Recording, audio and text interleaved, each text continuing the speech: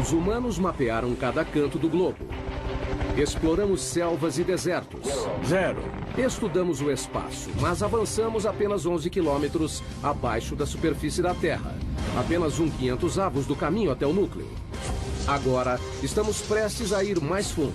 Faremos uma viagem ao coração do planeta em busca da última fronteira, onde árvores abrem caminho pelas rochas à procura de água, onde formas estranhas de vida habitam lugares mortos.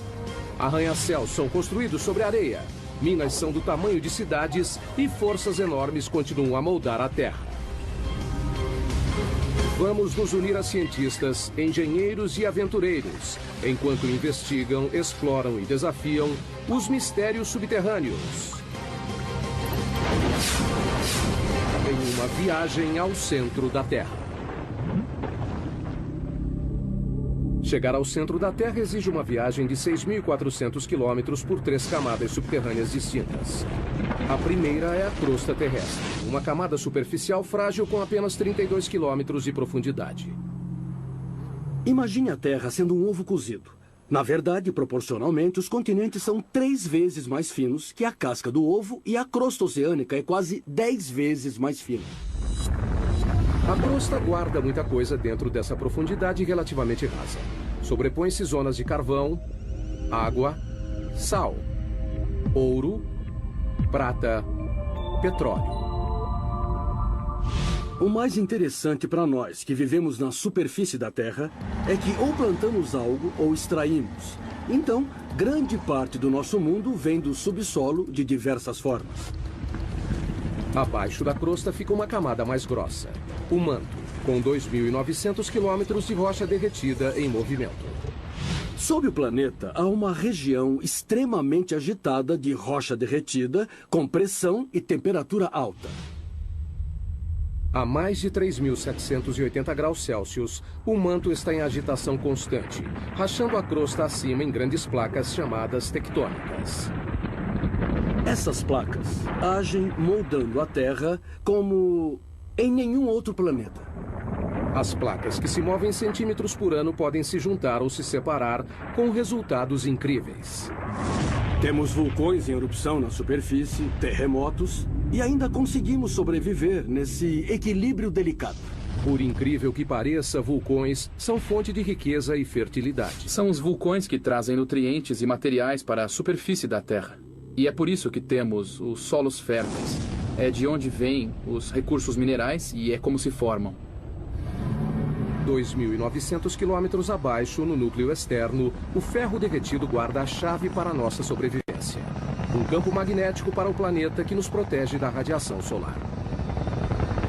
Precisamos do campo magnético terrestre por causa da força intensa do nosso Sol. Por fim, alcançamos o núcleo interno, o ambiente natural mais mortal da Terra. E quando chega ao centro da Terra, a pressão é 3.600.000 vezes maior que a da superfície. É o suficiente para pegar essa rocha de granito e diminuir seu volume pela metade. Nossa incrível viagem começa a poucos centímetros abaixo de nós. Se retirarmos a camada superior da Terra, encontraremos um mundo de insetos. Nenhum tão difundido quanto o da formiga. Esse ninho deve ser bem grande. Formigas construíram incontáveis ninhos sob a superfície de todos os continentes, exceto na Antártica. Dá pra ver formigas saindo por cima. Parece que algumas delas carregam larvas. Formigas existem há 120 milhões de anos. São anteriores a dinossauros como o tiranossauro. Dividiram a Terra com estegossauros e tricerátops. São 140 mil formigas para cada humano. Eu não conheço outro inseto social que seja tão difundido. É uma sociedade que se estende por trechos imensos do ambiente terrestre. Formigas são rápidas. A velocidade delas é equivalente a um humano correndo a 65 km por hora. E são fortes. Podem levantar até 20 vezes o próprio peso, como um homem adulto levantando um carro. Mas o que mais fazem é construir ninhos. Surpreendentemente, uma tarefa crucial para os humanos. Os ninhos ajudam o ar e a água a penetrar no solo, mantendo-o fresco e fértil.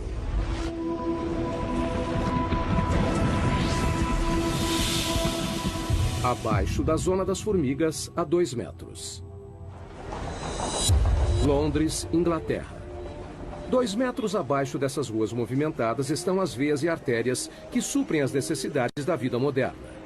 45 mil quilômetros de rede de gás. 31 mil quilômetros de cabos elétricos. 64 mil quilômetros de encanamento. E o descanso final para milhões de pessoas. A 7 palmos é uma frase comum para morto e enterrado. Mas onde surgiu? A história teve início em Londres em 1665. A cidade sofreu uma epidemia de peste negra. No seu auge, o número de mortos chegou a mais de 7 mil por semana.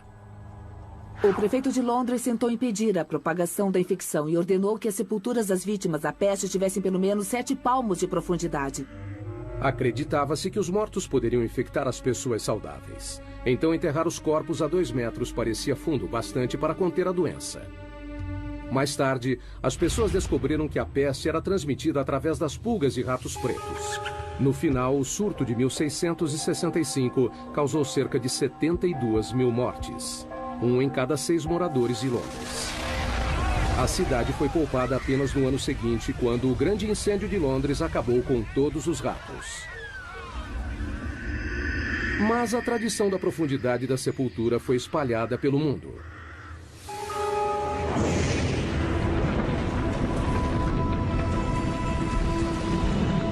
Mais a fundo, outro pequeno passo em nossa viagem ao núcleo. 5 metros abaixo. Só há uma criatura capaz de viver nessa profundidade. Esses túneis são o lar do cão da pradaria, o maior cavador do mundo. Um animal que tem um impacto surpreendente em nosso ecossistema.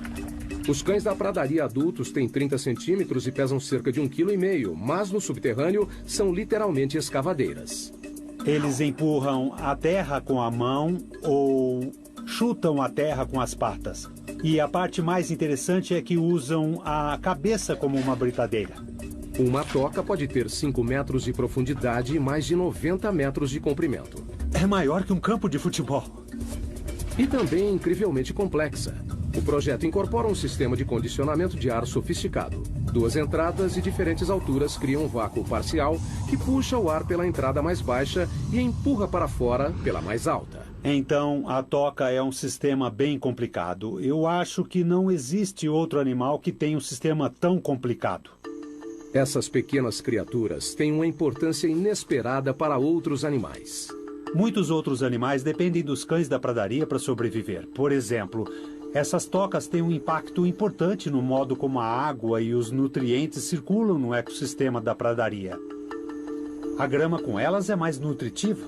O terreno se beneficia com a presença de cães da pradaria.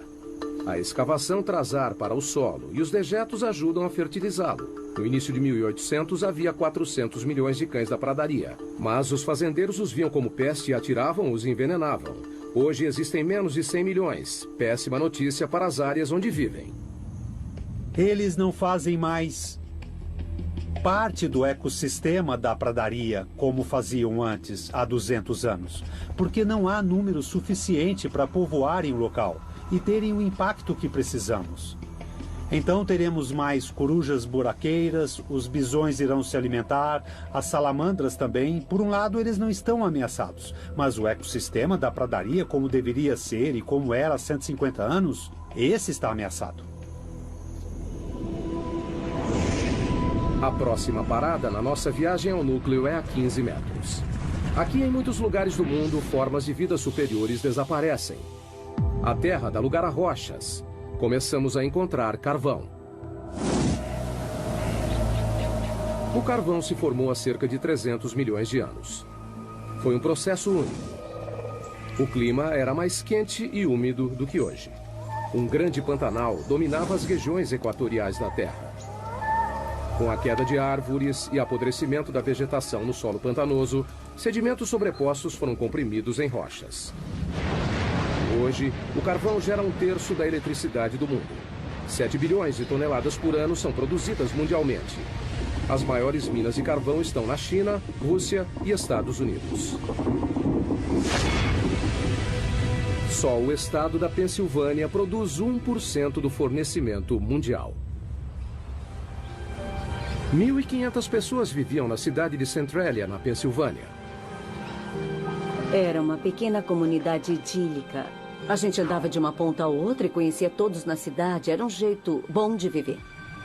Hoje é uma cidade fantasma. Tudo por causa de um terrível acidente.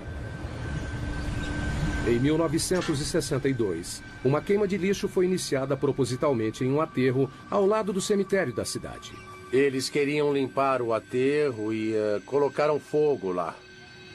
Ele se espalhou por uma abertura que levava aos labirintos profundos das minas, velhas minas de carvão abandonadas que passam abaixo da Centralia. Alcançando uma profundidade de 15 metros, o fogo atingiu cerca de 180 hectares, o tamanho da Baixa Manhattan. E não parou por aí.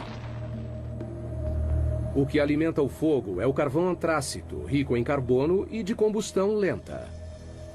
Muito bem, se olhar para a orientação da rocha, do leito de rocha, vai ver que se inclina neste sentido, indicando a tendência de um vale sinclinal.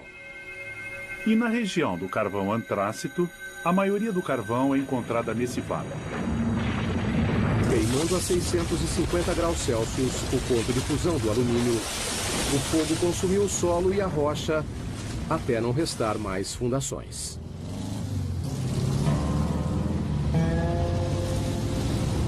Hoje, o que era a Avenida Locust, a principal rua de Centralia, virou o trecho de uma estrada rural.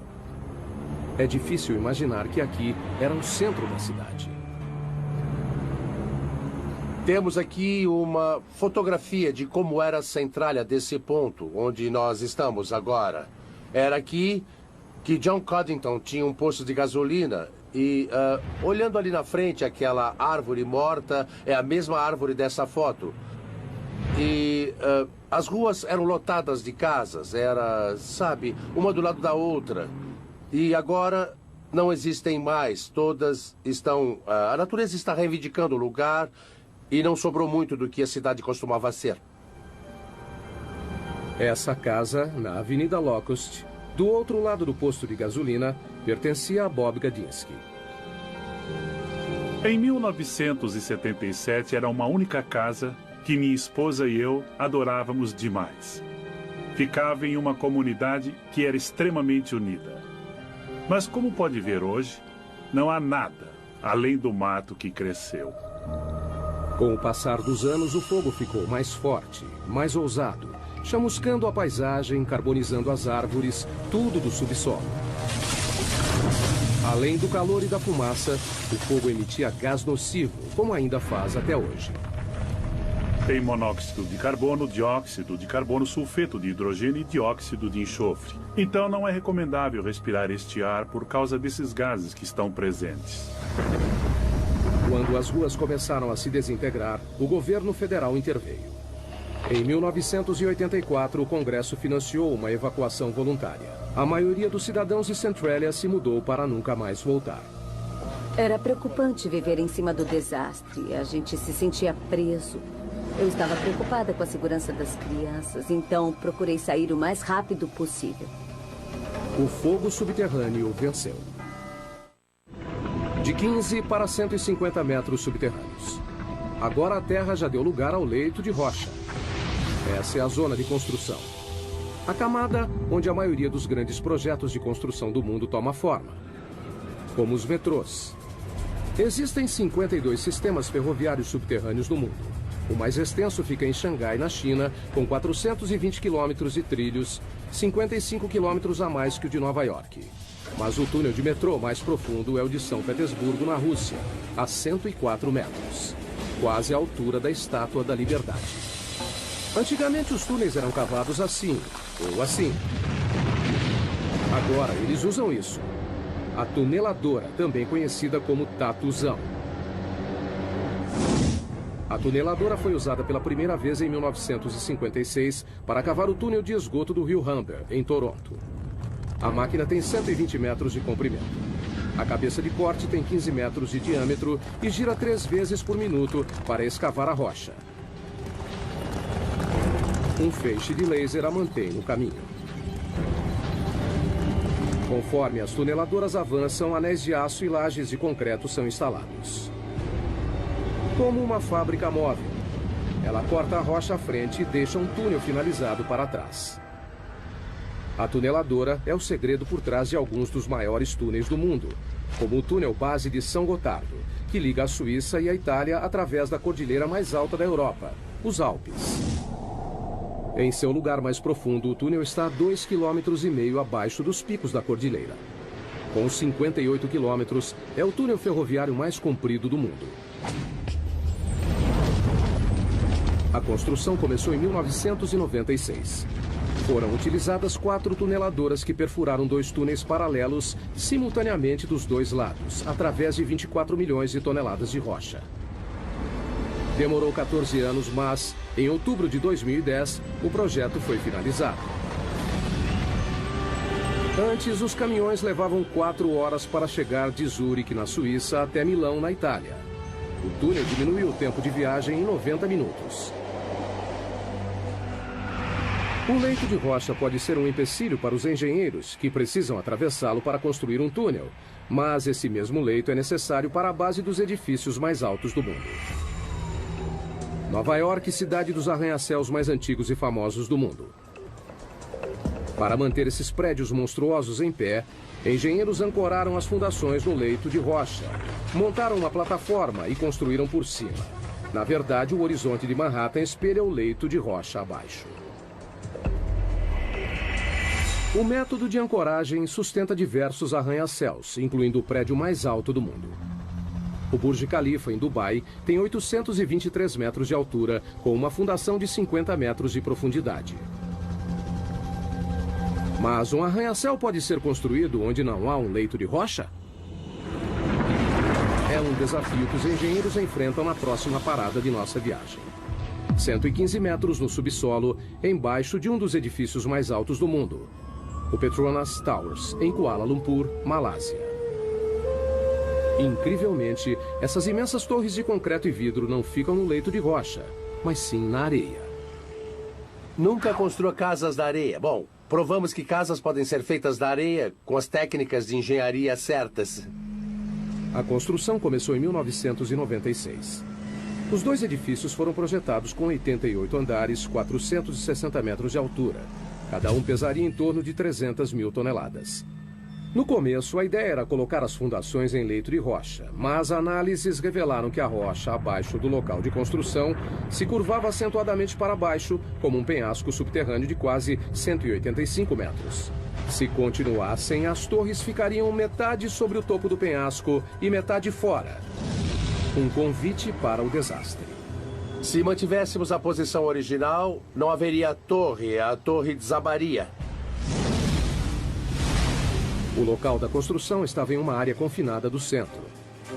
Não havia espaço para construir as 2 torres inteiramente no leito de rocha. Então, decidiram erguer toda a construção fora do leito de rocha. Mas isso significava fazer as fundações em uma camada de areia, através do solo macio. As fundações seriam mantidas no lugar pelo atrito, a mesma força que mantém um prego na madeira.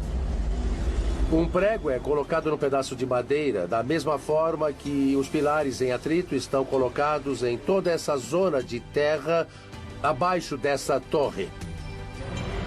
A equipe de construção teve trabalho. Foram colocados 104 pilares sob cada torre, com 3 metros de distância entre eles.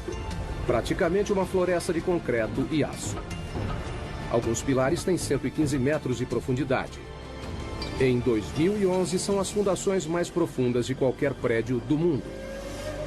A engenharia subterrânea alcançou o impossível. 2 torres de 460 metros, construídas sobre areia. Os engenheiros usam a geologia há tempos para guiá-los em seu trabalho. Mas a geologia pode ser imprevisível. O próprio termo leito de rocha remete a algo resistente, mas não é sempre assim. Um leito de rocha pode ser bastante antigo.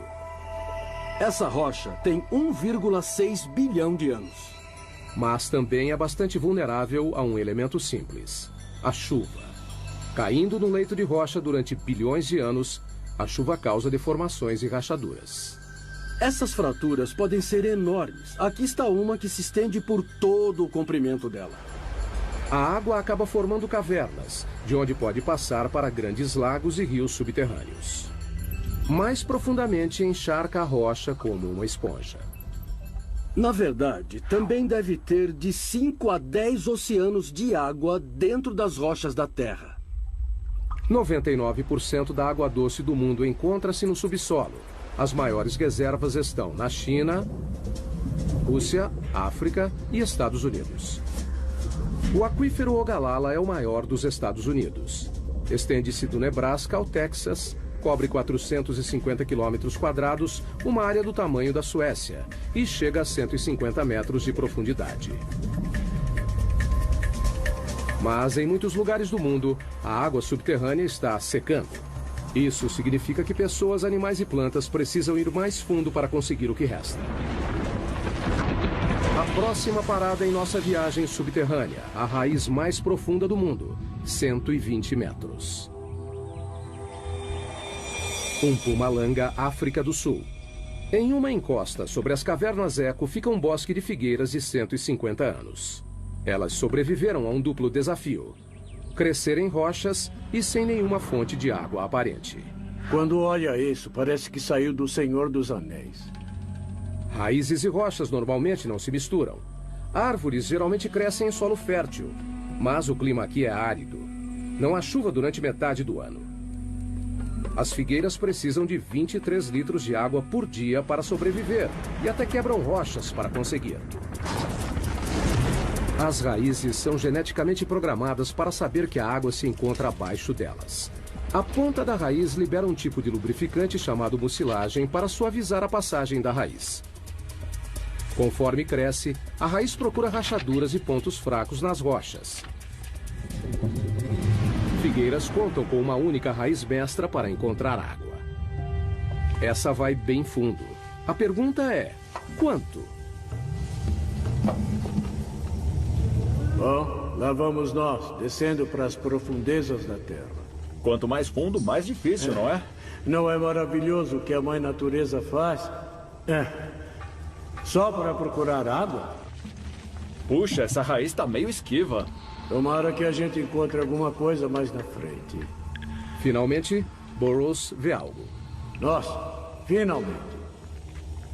A 37 metros de profundidade está o primeiro sinal de uma raiz de figueira. Demora 70 anos para a raiz chegar nessa profundidade.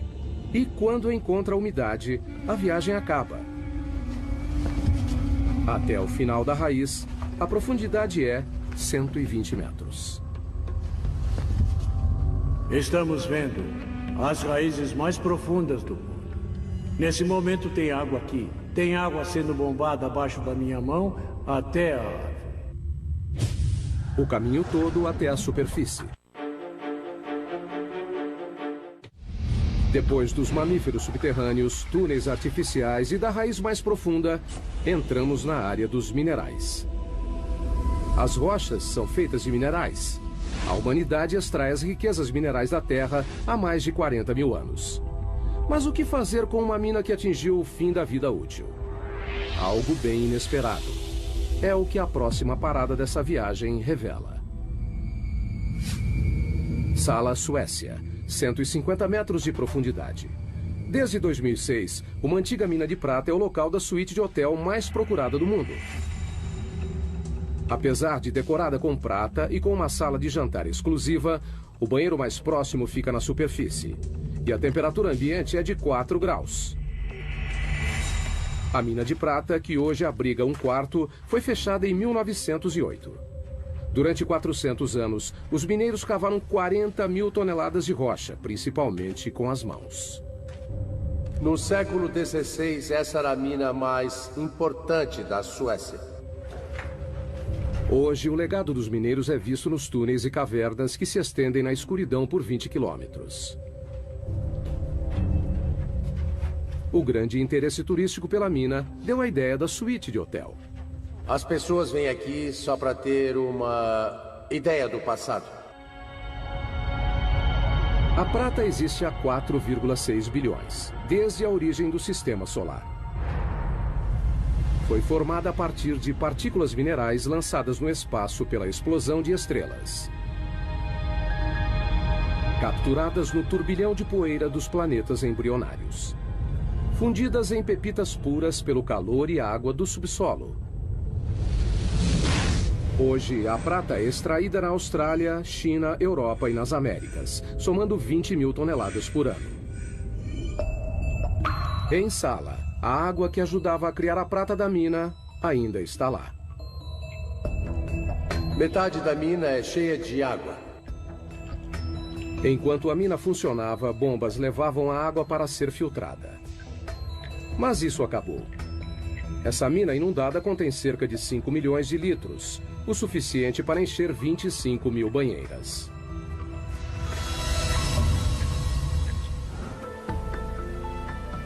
Marco e Tatya Hannistow alugaram a suíte de hotel subterrânea para comemorar o 15º aniversário de casamento.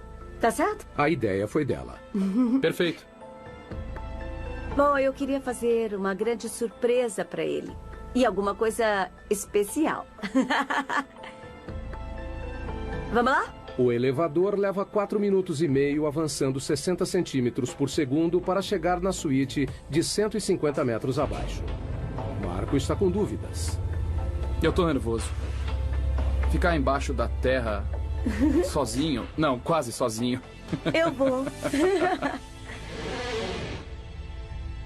Olha só, o casal chegou ao seu destino. Uau!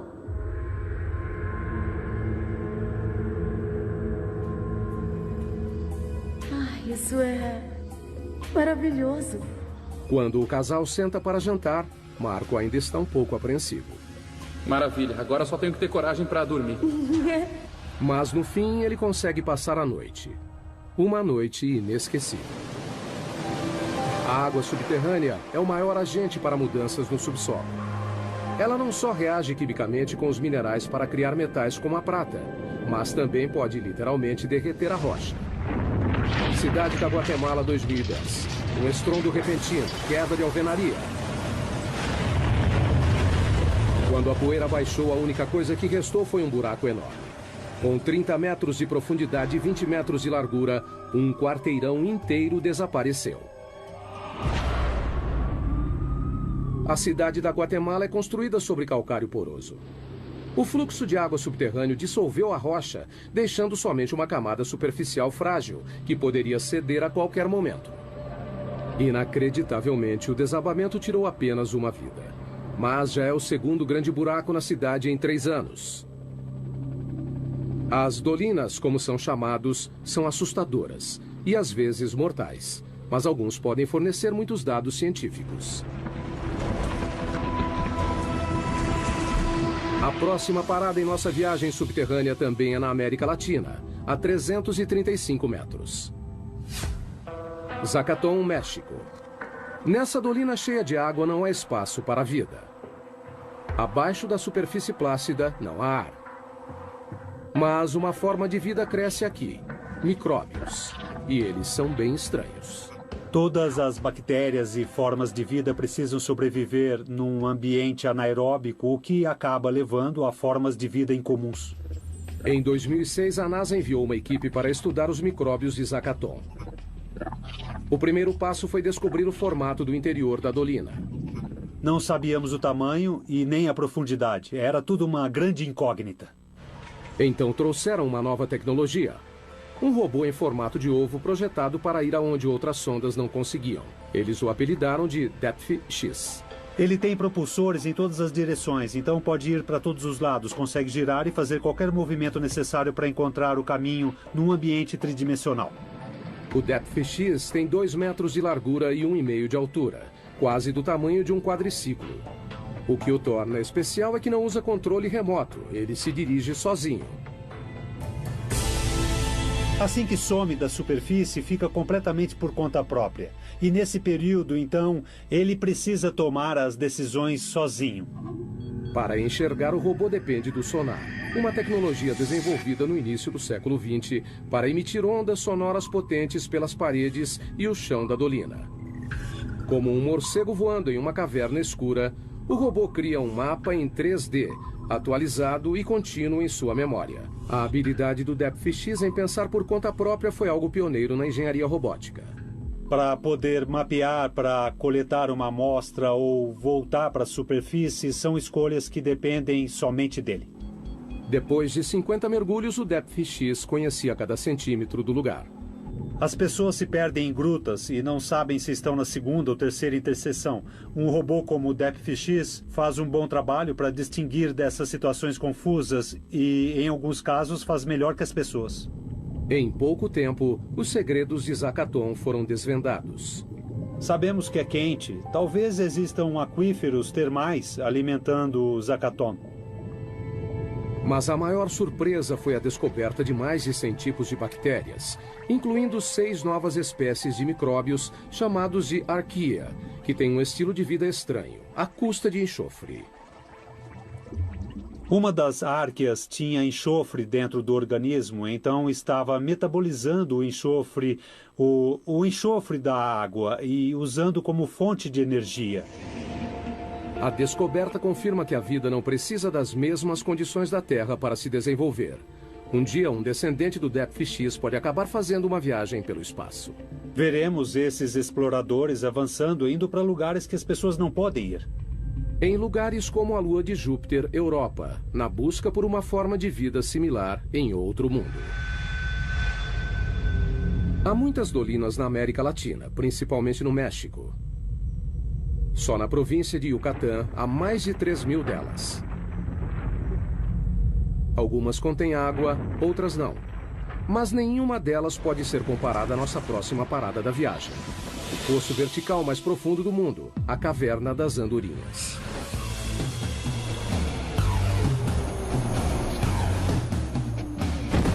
Para alguns paraquedistas, essa gruta representa um desafio único.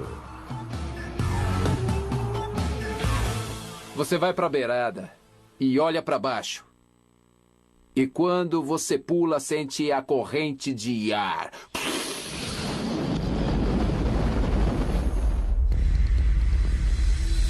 430 metros de profundidade. 40 metros de diâmetro no topo, que se abre para 2 hectares no fundo. O poço tem as mesmas dimensões do Empire State. A Caverna das Andorinhas recebe esse nome por causa das aves que fazem ninhos em suas paredes superiores. Milhões delas saem ao amanhecer e voltam ao anoitecer. Mas o que é fácil para os pássaros é difícil para um paraquedas. A posição e a noção de tempo são tudo. No subterrâneo, os paraquedistas correm o risco de ficar desorientados. Quando salta para o subterrâneo, as paredes te cercam. Vai encarar uma parede o tempo todo. O paraquedista tem 6 segundos e meio para puxar a corda. Se demorar mais, não haverá tempo do paraquedas abrir. A queda é de 37 metros por segundo. Acertar o chão nessa velocidade é como bater o carro contra uma parede de tijolos a 130 km por hora.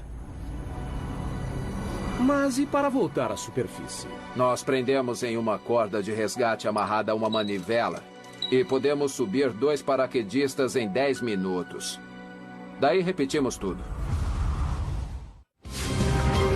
Seguindo em direção ao centro da Terra, estamos em busca de minerais. Nossa próxima parada, a maior mina de sal do mundo em Ontário, Canadá. A mina Sifton, a 550 metros. O sal é uma espécie de rocha composta de sódio e cloro. É tudo o que restou do oceano que uma vez cobriu a Terra. Por causa das mudanças climáticas, ele evaporou. Um adulto normal precisa consumir uma colher de chá por dia ou corre o risco de ficar doente, em coma e até morrer. Então, não é surpresa que as primeiras minas de sal tiveram início há mais de 14 mil anos, onde hoje é a Áustria. Em todo o mundo, mineiros extraem 260 milhões de toneladas por ano. As maiores jazidas estão na China, Rússia e Canadá. A mina Sifton foi aberta em 1959 e fica a 530 metros abaixo da cidade de Goderich, em Ontário, e se estende por baixo do lago Huron. A maioria das minas consiste em túneis pequenos sustentados por vigas e pilares chamados de escoras. Sifto parece mais uma cidade subterrânea. Suas vastas cavernas cobrem mais de 7 quilômetros quadrados, quase o tamanho do centro de Manhattan. Tem até suas próprias lojas e escritórios. O teto baixo diz aos mineiros que estão próximos do alvo, onde estas serras enormes entram em ação. Nós escavamos túneis com 4 metros de altura e 20 de comprimento. As lâminas de 3 metros cortam as rochas enquanto giram 1.500 vezes por minuto. O ar fica denso com a poeira. O barulho é ensurdecedor, mas está prestes a aumentar ainda mais. Eles vão perfurar e explodiremos o local de 18 metros de largura por 18 de altura. São cavernas enormes.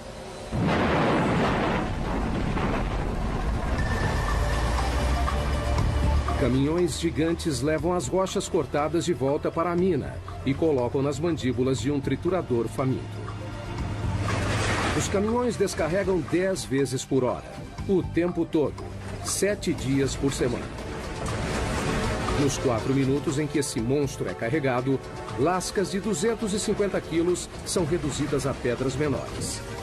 Esteiras levam o sal para o silo regulador. É um tanque enorme que coloca o sal dentro dos baldes que sobem e descem e mandamos o sal para cima. Mas esse grande silo é uma vantagem enorme para nós. Com o silo regulador, todo o processo pode ser feito no subterrâneo.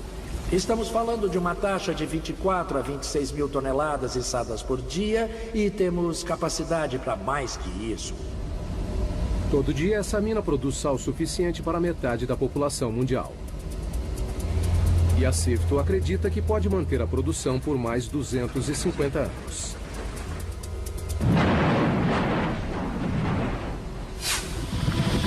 Nossa próxima história nos leva a 180 metros abaixo da mina Sifto. Uma outra mina de sal em Sondershausen, Alemanha. Essa mina recebe um evento atlético diferente. A maratona mais profunda do mundo. Corrida subterrânea. Esse pessoal é louco. Correr uma maratona subterrânea é uma experiência muito diferente de correr na superfície. A gente não se sente livre. Na floresta sente o vento e todo o resto, mas no subterrâneo não. As condições são extremas. Veja a temperatura, por exemplo. A cada 18 metros abaixo da crosta, a temperatura aumenta meio grau. O motivo disso vem de 4,6 bilhões de anos, a origem da Terra. A mistura de gases e partículas em espiral que formaram o planeta inclui a poeira cósmica radioativa. Depois de comprimida em rocha, sua energia radioativa foi liberada na forma de calor, que continua até hoje. Trabalhar nessas condições pode ser difícil. Correr pode ser ainda mais complicado. A uma profundidade de 730 metros, os corredores subterrâneos lidam com um calor de 27 graus. É muito quente. Parece um inferno. 40% de umidade. O ar não é muito bom. Aqui embaixo, acho que esse é o pior problema. E um percurso difícil. A corrida é executada em um circuito desigual que sobe e desce 215 metros em cada volta. Quando leva um tombo aqui, pode se machucar muito feio. Em uma maratona normal, os pés ficam 0,2 de segundo no chão. Com a fadiga, ficam mais tempo no chão. Na mina, quanto maior o contato, maior o risco. Tá vendo isso aqui? É escorregadio. Precisamos de tênis com uma boa sola, como essa que é grande, mas eu acho que podia ser maior. Eu acho que travas seria muito bom. Ter cravos. Ou cravos. Embaixo. Inevitavelmente, o terreno traiçoeiro faz uma vítima. Quebrou? Não dá pra saber. Por que maratonistas correriam em condições tão perigosas é um mistério. Mas, se perguntar para eles, dirão a mesma coisa. É emoção, é a corrida mais difícil do mundo. Eu acho que quem pode dizer que correu uma maratona 600 metros abaixo da terra? Depois de passar metade do dia no subterrâneo, os maratonistas estão livres para voltar à superfície. A temperatura quente, o ar seco e as duras condições foram temporários. Mas, para 33 mineiros chilenos em 2010, sair não foi tão fácil. O teto do túnel desabou e os prendeu a 730 metros, a mesma profundidade da maratona. Os mineiros suportaram um calor de 27 graus, o ar denso com pó de rocha, escuridão e isolamento. Eles nem tinham certeza de que sairiam de lá. A entrada do resgate teve que ser aberta através de uma rocha vulcânica chamada basalto, famosa por deslizamentos repentinos. Temendo provocar um novo desabamento, equipes de todo o mundo usaram tecnologia moderna para cavar a entrada do resgate. Foi um processo lento. Depois de 69 dias, todos os 33 mineiros foram resgatados. Foi um dos maiores resgates de minas de todos os tempos. Estamos nos aproximando do local mais profundo em que um humano já esteve.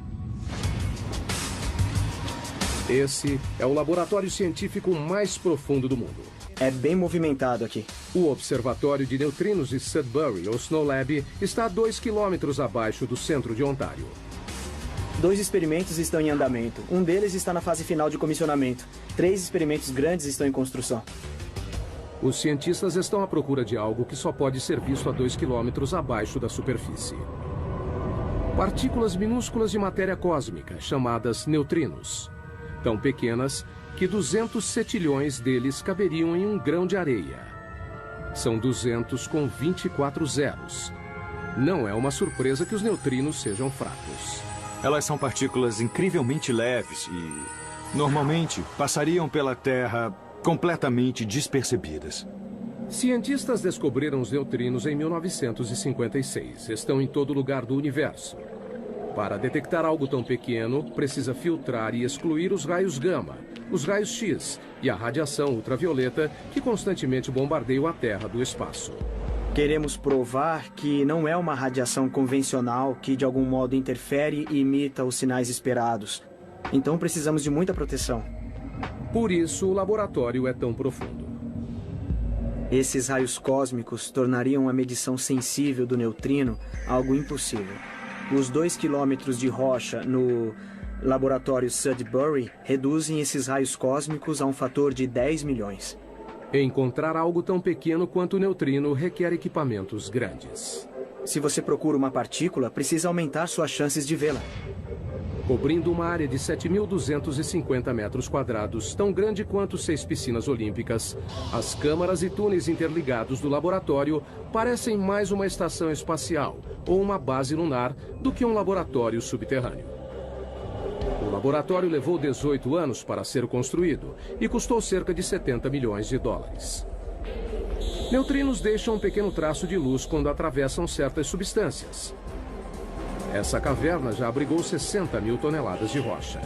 Agora, abriga uma esfera de 12 metros, que comporta 760 litros do líquido conhecido como água pesada, uma forma natural de H2O mais sensível aos neutrinos devido ao seu grande peso molecular. O neutrino causa uma reação que gera luz, que reage com os detectores de foto. Então, dá para descobrir sua energia, direção e por aí vai. Nessa profundidade é difícil transitar pelo laboratório.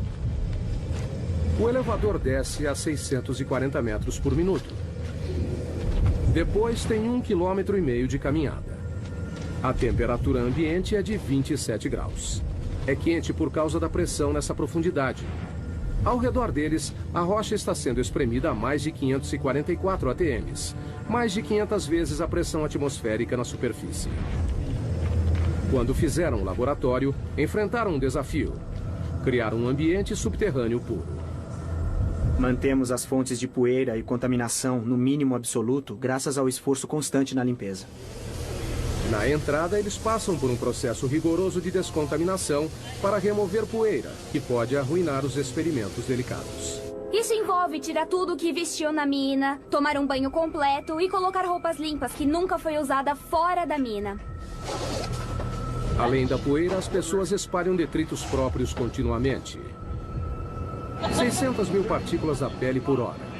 Uma centena de fios de cabelo por dia. E qualquer uma das opções pode comprometer o trabalho no laboratório. Uma vez dentro, os cientistas enfrentam mais triagem e limpeza. Até o esgoto do laboratório é limpo. Tratamos todos os resíduos do nosso próprio lavatório e água suja que vem dos chuveiros e da lavanderia. Bactérias especiais reduzem os resíduos organicamente e sem exalar cheiro ruim. E gostamos de pensar que temos a descarga de banheiro mais profunda do mundo. Um conforto que os exploradores subterrâneos no próximo nível da nossa viagem ao centro da Terra com certeza iriam gostar. Dentro da mãe de todas as cavernas, a 2,5 km no subsolo.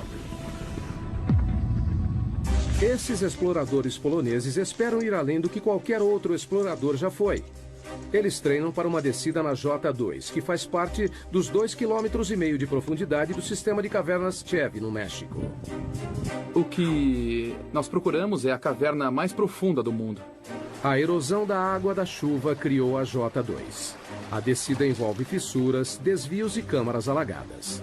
Passar por esse percurso subterrâneo não será fácil. Temos que continuamente treinar para conseguir isso. A descida de 2,5 km é tão profunda quanto a altura do Monte Santa Helena. Por isso, os exploradores precisam se equipar como montanhistas subterrâneos. Arnesses, cordas, grampos e capacetes. A caverna Kasprovia Nizhnia, na Polônia, tem condições similares à J2. Só não é tão profunda. O treinamento da descida começa. Conforme a equipe desce, a frequência cardíaca sobe para 140 batimentos por minuto. Os exploradores geralmente queimam 6.000 calorias por dia, quase o dobro do normal diário. A gente tem que trazer muito alimento para a caverna. Na expedição verdadeira, cada explorador carregará mais de 27 quilos de alimento para um acampamento até quase metade do caminho. Mesmo que seja cansativo carregar todo esse alimento para cá, porque estamos a pouco mais do que 1 quilômetro, é essencial, porque a gente precisa encher a barriga. Os exploradores adoram entrar no subterrâneo. Quanto menor e mais apertado, melhor. Para mim é como um parquinho. É brincar com os amigos. Mas a verdadeira J2 não é um jardim de infância. Ela contém passagens tão apertadas que até os exploradores mais experientes achariam assustadoras. Eu sou pequena, então não costumo me sair mal em lugares apertados, mas não entro em lugares muito apertados. Eu acho que odiaria isso. Para passar pelas fissuras, os exploradores precisam reunir toda a experiência e habilidade. Porque se você escorregar apenas 20 centímetros, você pode ficar preso em uma fissura. O que poderia ser fatal, já que o resgate não conseguiria chegar tão longe. A descida continua. Os exploradores seguem a viagem. Você desce e desce cada vez mais e mais, e você não pode pensar em subir, só em descer cada vez mais. O maior desafio da J2 é a água. A gruta leva a uma série de câmaras alagadas chamadas fossas. São 3 dias rastejando, pulando, escalando e descendo para chegar nesta passagem alagada, cheia de água, onde você precisa usar o equipamento de mergulho e então o jogo começa. Se chover enquanto estiverem no subterrâneo, a equipe corre o risco de ficar presa. Na última expedição, a J2, 2 equipes ficaram presas nessa caverna. Mas com o avanço do treinamento, uma volta para o México é uma perspectiva que ainda deseja. Nossa equipe era de 6 pessoas, nós descobrimos a entrada, então sinto como se fosse nossa caverna. A essa profundidade há ar e água, mas não há luz do sol. Por isso, os exploradores não costumam encontrar muita vida. Então, cientistas que procuram pistas sobre a origem da vida na Terra devem ir mais além. No fundo do mar. Aonde quer que vá, no fundo do oceano, vai encontrar água que carrega vida microbiana. No litoral de Vancouver, na Colômbia Britânica, o submergível Alvin faz o mergulho. Pensamos nos estudos como nossas missões da Apollo. Alvin é um mini submarino de águas profundas de 16 toneladas e 7 metros de comprimento. Ele leva uma equipe de 3 pessoas a 2,5 km de profundidade na busca por micróbios gerados no interior da Terra. Os micróbios não se parecem com nada da superfície. 75% no mínimo do conteúdo genético dessas vidas nós não conseguimos reconhecer. É isso que o Alvin procura. Água quente saindo debaixo do leito do mar, que é rica em micróbios. Estamos começando a entender que eles existem, só não entendemos direito exatamente como. Essas aberturas podem atingir temperaturas de 400 graus Celsius. São resultado do movimento das placas tectônicas. O litoral de Vancouver fica sobre a placa Juan de la Fuca, uma das mais de 12 placas que estão em constante movimento. Quando as bordas das placas se afastam, criam fissuras gigantes no leito do oceano. A água é sugada, aquecida no subsolo e então liberada por aberturas no fundo do oceano em um ciclo contínuo, trazendo os micróbios com ela. A equipe de Katrina não faz ideia de até onde existe vida dentro da crosta. Essa é uma das coisas mais surpreendentes. Não sabemos até onde há vida. Para descobrir, estão instalando sensores conhecidos como rolhas em uma área de 3.240 km² do leito do mar, 2 vezes maior que o tamanho da cidade de Los Angeles. As rolhas de 2,5 metros são equipadas com monitores de pressão e temperatura. Foram colocadas em posição 460 metros abaixo do leito do mar, num total de 3.200 metros da superfície.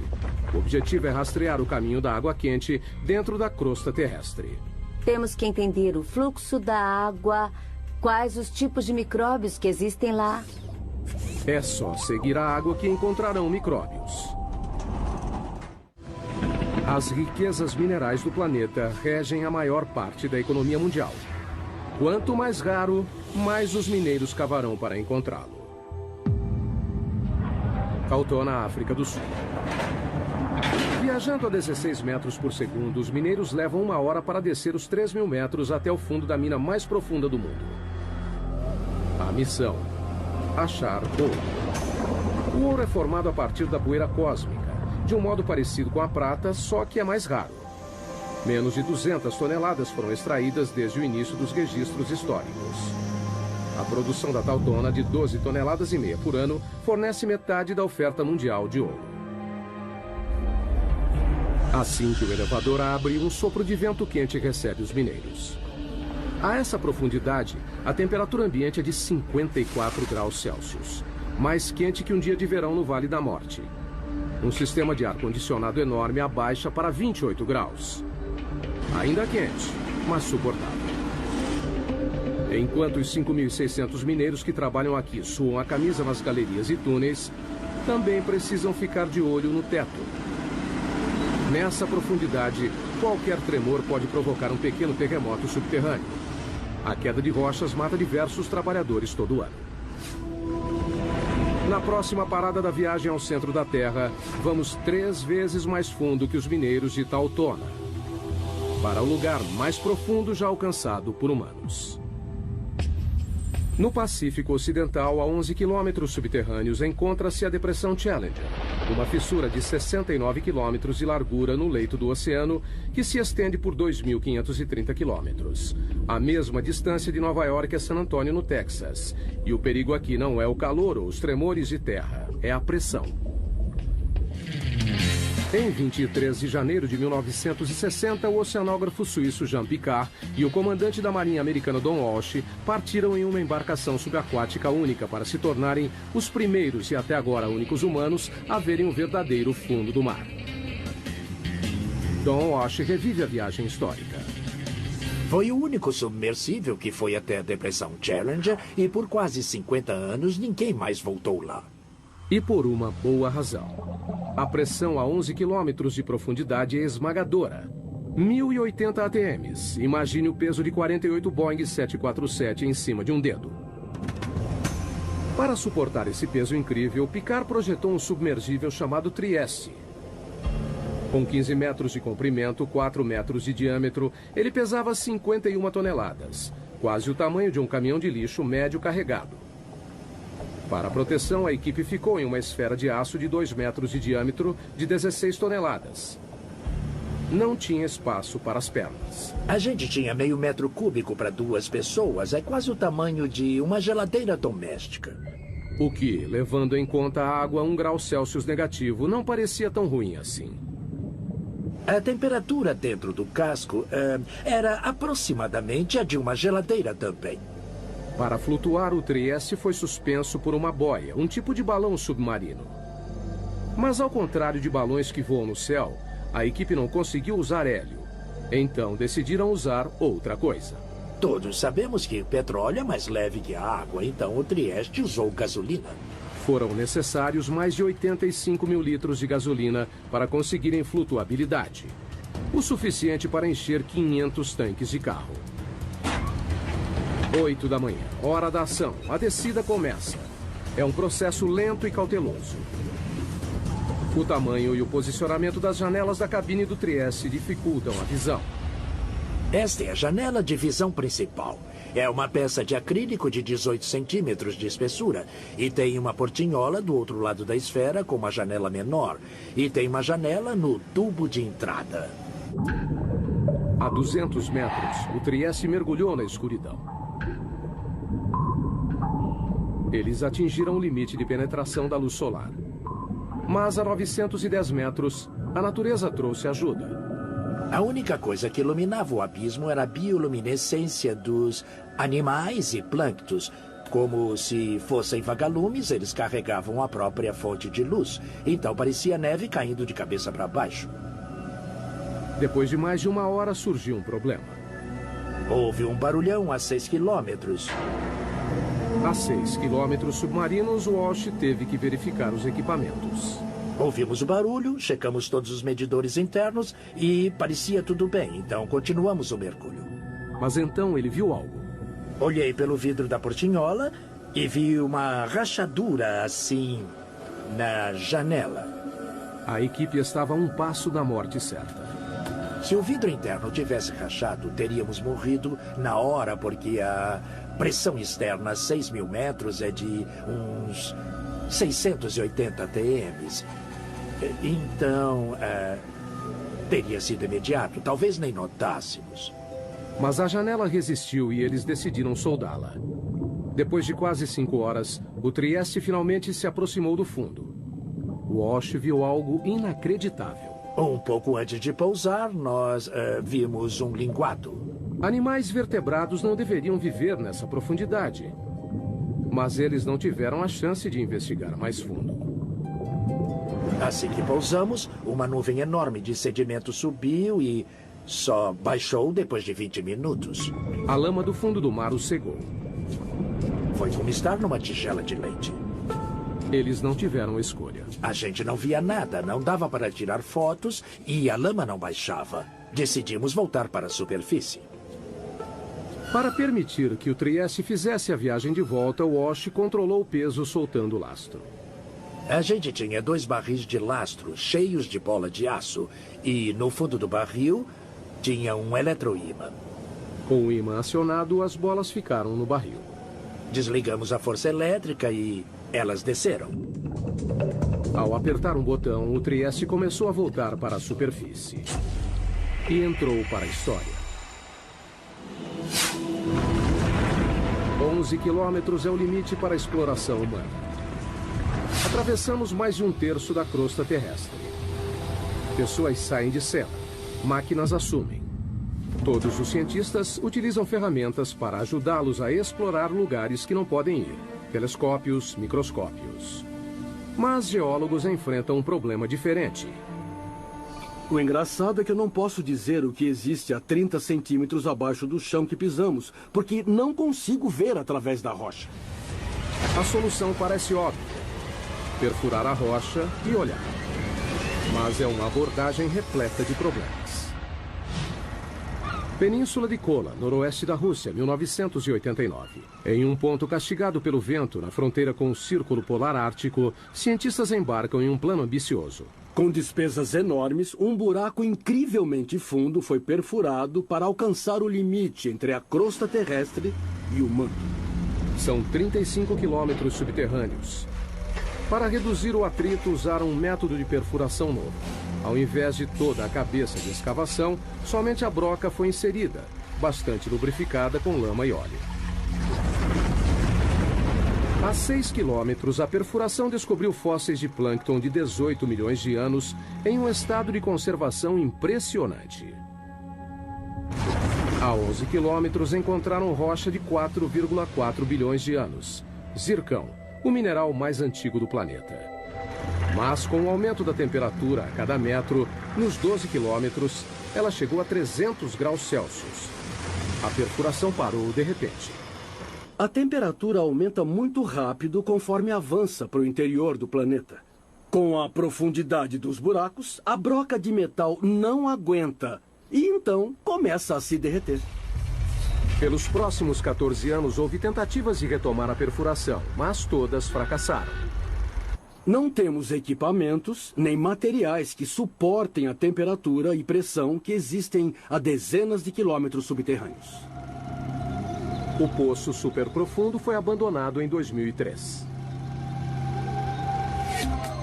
Então, se não conseguem perfurar, o que os geólogos fazem? Usam os ouvidos. Não vemos o que há dentro do planeta, ouvimos o que há dentro do planeta. Sismógrafos, como são conhecidos, são leitores que monitoram os sons dos movimentos das rochas no subsolo. Eles literalmente ouvem os terremotos.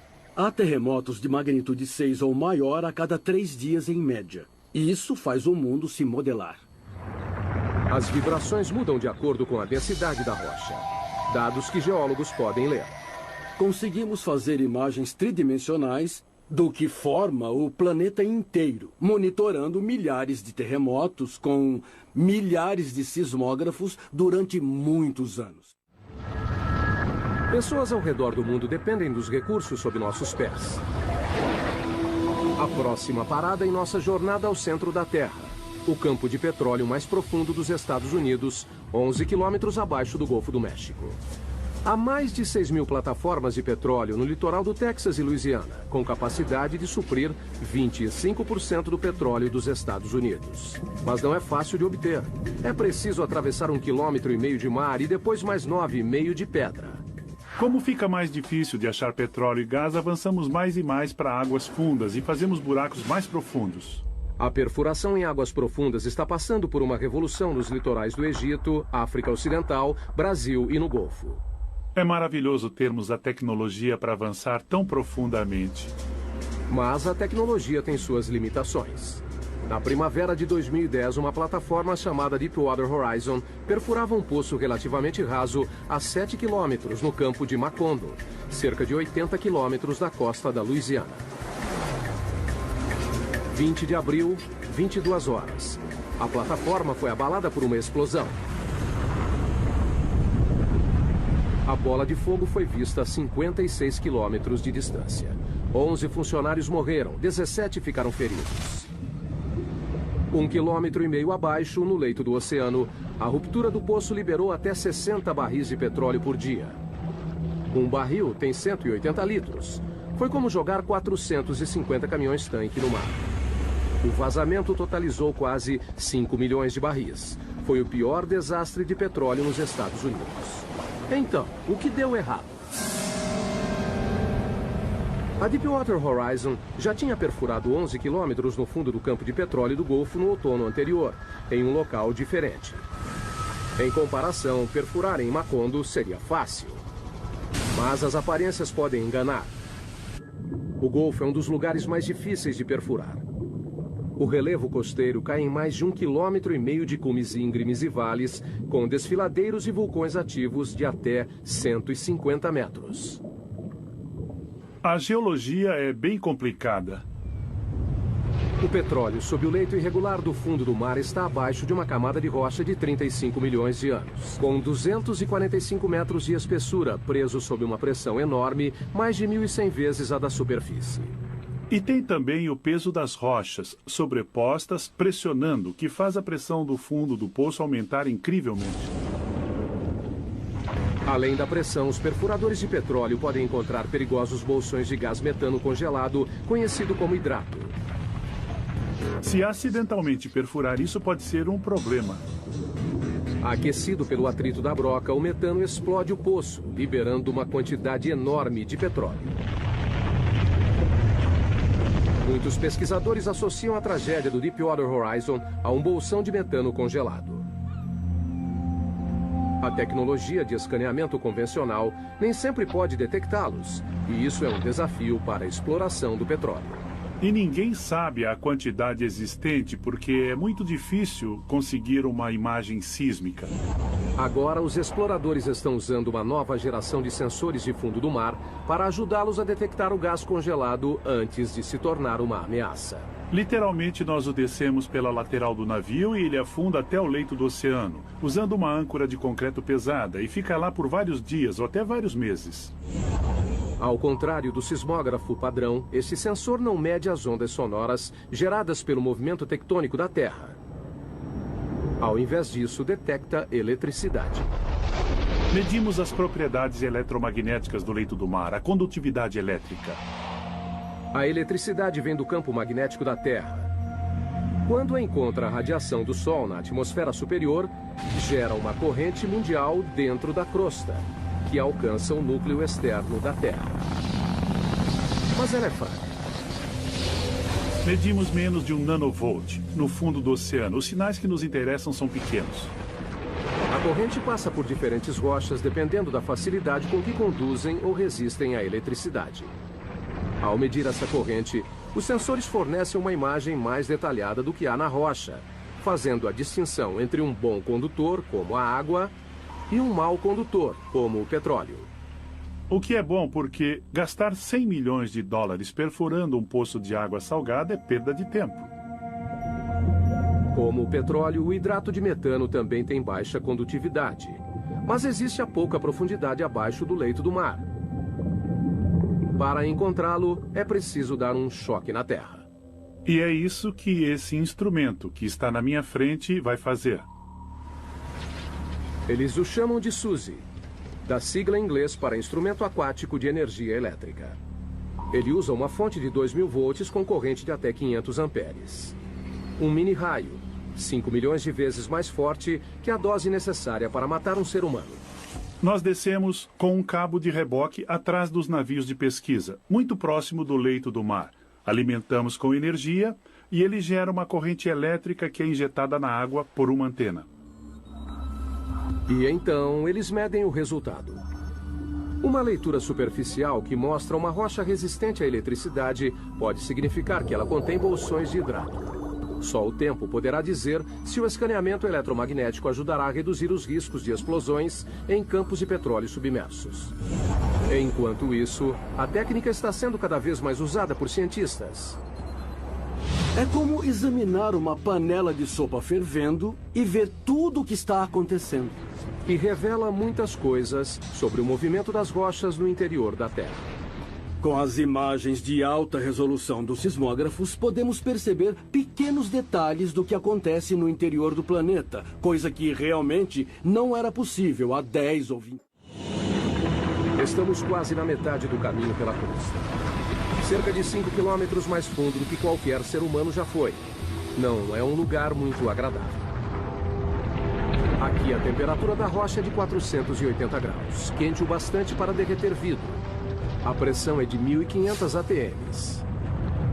E estamos à procura de terremotos. Em todo o mundo, as placas tectônicas se chocam e se curvam contínua e lentamente. Uma média de 2,5 cm por ano, quase a velocidade do crescimento das unhas. Mas na superfície, esse movimento pode ter um impacto devastador. Janeiro de 2010, Porto Príncipe, Haiti. Um terremoto de magnitude 7 balançou a cidade. O choque principal durou apenas 10 segundos, mas os tremores continuaram por 2 semanas. Nessa parte. Aqui, ó. No final, 230 mil mortos. Quase 300 mil edifícios destruídos. E 2 milhões de desabrigados. Foi o 4º pior terremoto da história. Terremotos têm o potencial para ser o tipo de desastre natural que é o mais catastrófico. No Haiti, a linha de falha que causou essa devastação tinha apenas 64 quilômetros de comprimento e se moveu 2 metros. Ainda assim, os tremores desencadearam forças inimagináveis. Existe muita energia armazenada na Terra quando a onda vem até a superfície. O choque ondulou no solo como um cobertor, em ondas de até 4 metros de altura. Quando atingiu a superfície, a onda se concentrou, refletiu e então voltou. Portanto, a intensidade da onda nesse local deve ter sido o dobro. Esse é o Centro de Pesquisa em Terremotos da Universidade da Califórnia, em Berkeley. Aqui, cientistas trabalham destruindo coisas. Esses são alguns modelos de teste de colunas de canto e pode ver que estão bastante danificadas. Essas pilhas de entulho são restos de testes de laboratório. O fruto do trabalho científico para criar o edifício perfeito à prova de terremotos. Cientistas descobriram que se um terremoto acontece uma vez, ele se repetirá no mesmo local. Não é uma questão de ser, mas de quando. Simulação. Na Califórnia, infelizmente, temos terremotos com bastante frequência e por isso nós queremos estar preparados para o próximo. As opções são se mudar ou se proteger. Simulação. Nós temos que nos preparar para os terremotos com projetos melhores. Durante um terremoto, o movimento mais perigoso não é para cima e para baixo, mas de um lado para o outro. Aqui, ó. Nessa parte. Este engenheiro trabalha em um projeto para deixar as paredes mais resistentes aos movimentos laterais mortais que derrubam edifícios. Criamos um tipo de conexão aqui, então ela faz a transferência da carga lateral. Esses painéis são ligados por chapas de aço que recebem a tensão. As placas podem quebrar sem que a parede desabe.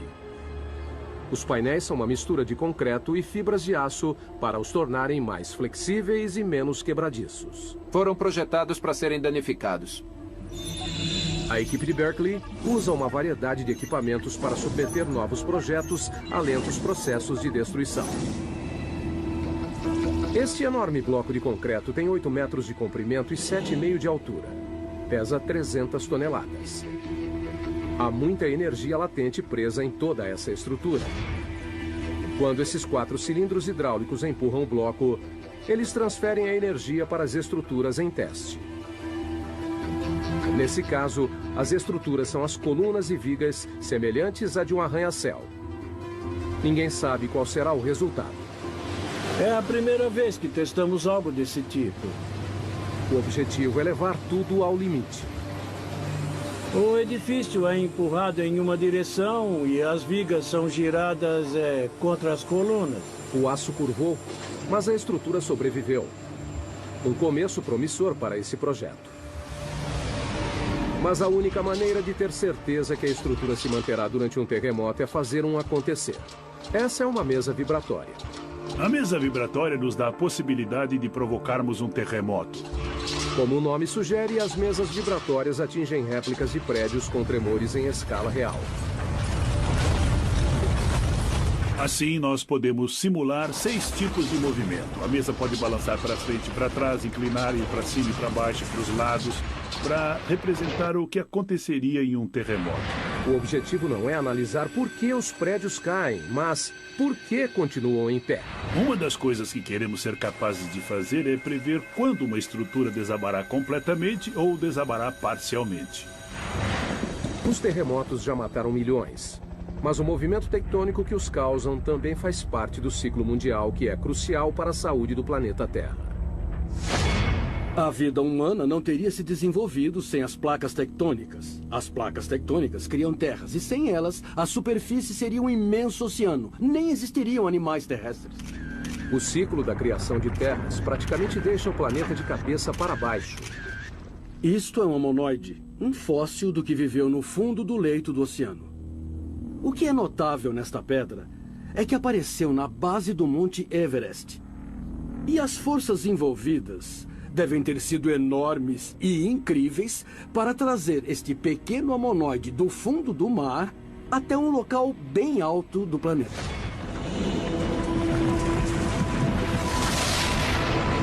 E a fonte dessas forças estão mais abaixo das placas tectônicas. É a próxima parada da nossa jornada ao centro. 35 quilômetros abaixo está o manto. Uma vasta região com 2.900 quilômetros de profundidade que compreende 70% da massa do planeta. Aqui, a corrida para ver quem provoca mais mudanças nas rochas é entre a temperatura e a pressão. A 56 quilômetros, a pressão é 16.500 vezes maior que a da superfície. Mais do que um humano aguentaria. Essa câmara de alta pressão ilustra o impacto que isso teria no corpo humano desprotegido. Logo, ficaria impossível de respirar, com os pulmões contraídos e a implosão das costelas.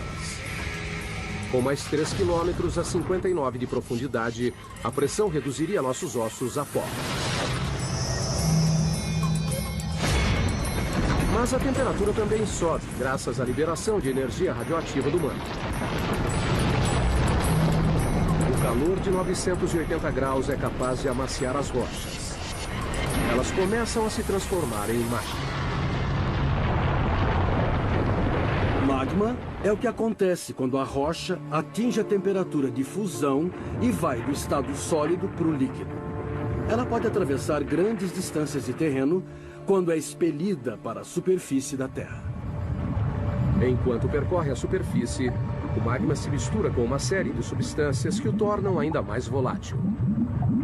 Magma é a combinação fascinante de rocha derretida e gases dissolvidos, como água e dióxido de carbono.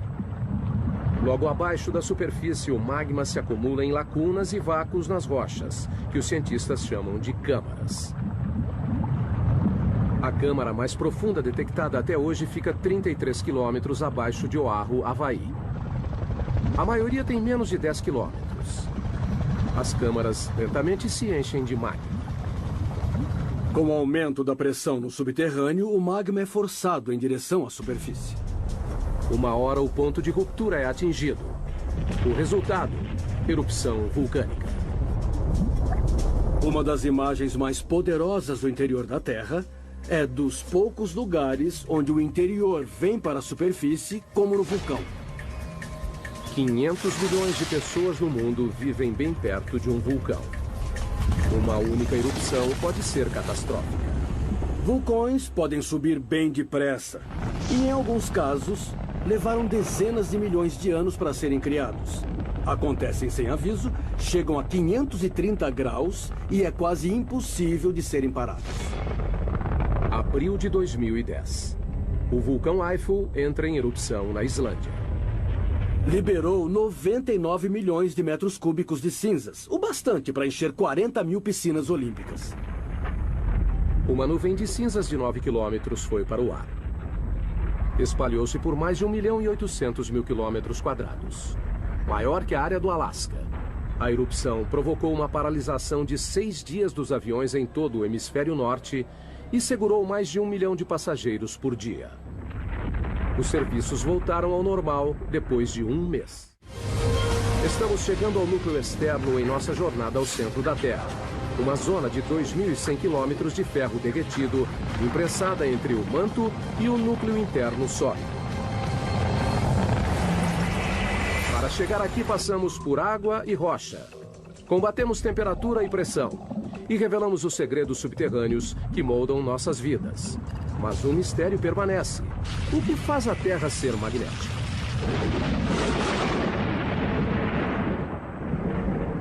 O campo magnético da Terra se estende por 72 mil quilômetros no espaço. Ele protege o planeta da força total da radiação solar.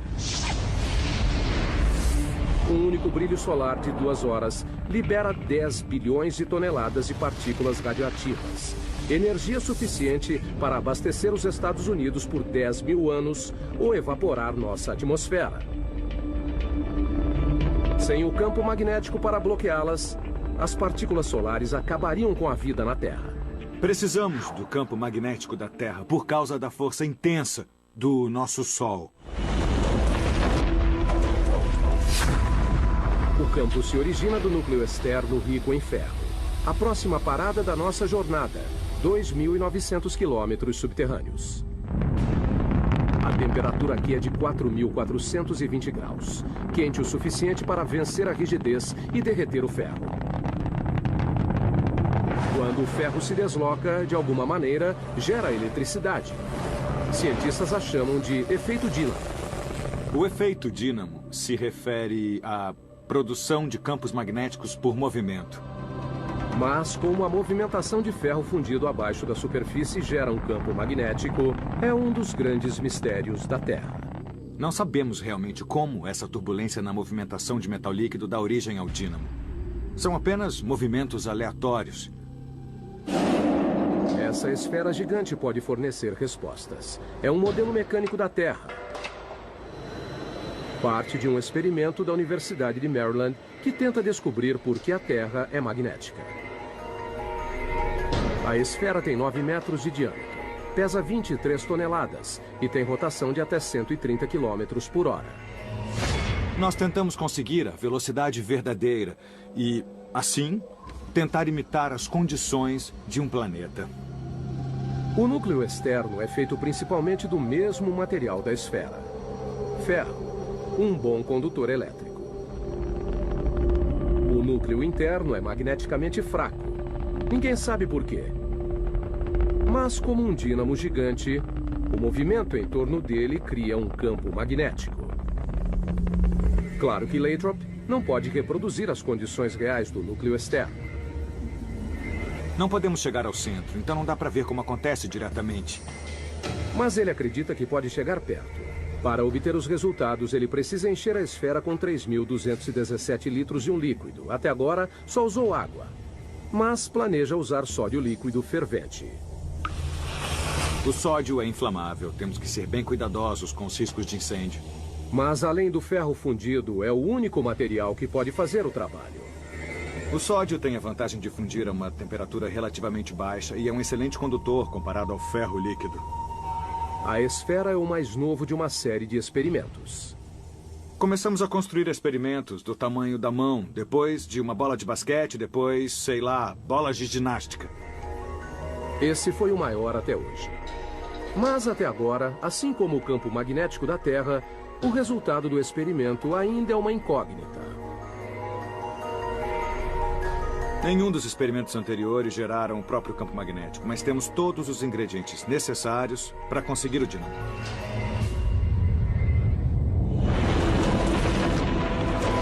Quase 6.500 quilômetros subterrâneos, chegamos ao final da nossa jornada, o núcleo da Terra. Uma massa de ferro com 2.400 quilômetros de diâmetro, com uma área de superfície um pouco maior que a América do Sul.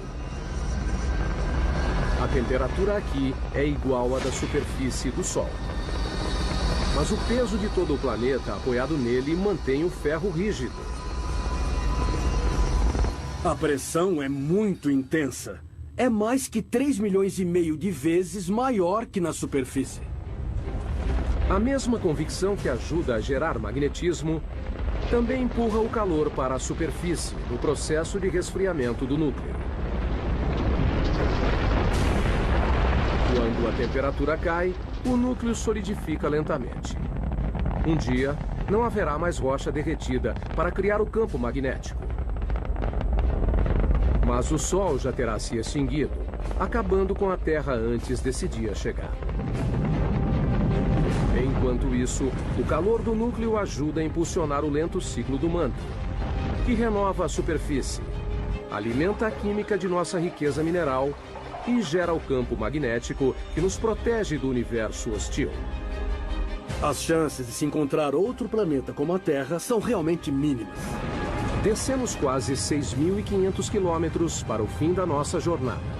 Vimos túneis que atravessam montanhas e minas do tamanho de cidades. Passamos por fogo e inundação, terremotos, vulcões, pressão esmagadora. E descobrimos o segredo mais profundo da Terra. É o que acontece no subterrâneo que mantém o planeta vivo.